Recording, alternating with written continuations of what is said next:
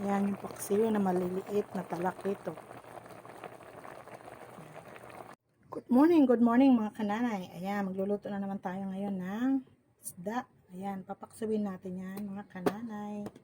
Ayan, meron natin nilagay dyan na luya, sili.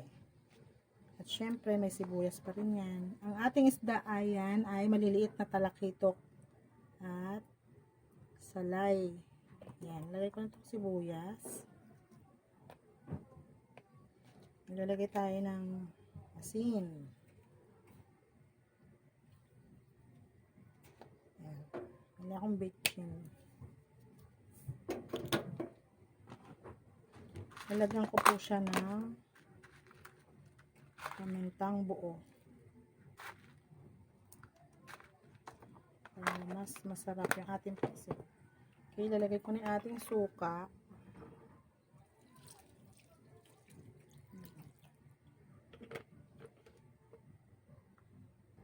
Okay, maglalagay ako ng isang tasang tubig.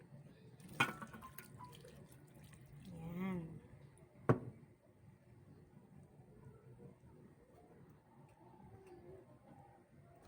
Tapos, lalagyan ko siya ng konting mantika. Ayan.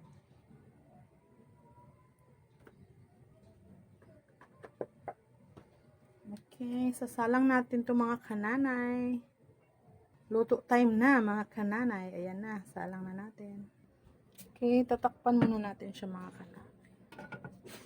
Pabalikan natin yan pag ito ay luto na mga kananay. Thank you. Wait lang.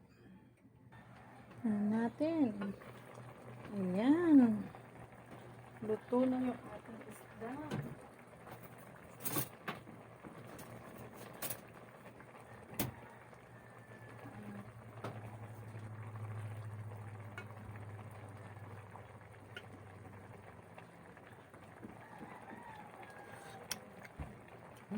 Sarap.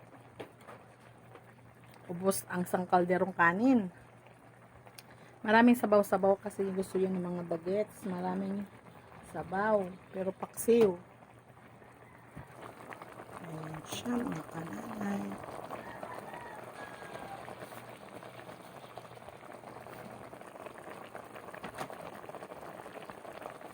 Sarap ng isdang paksiw.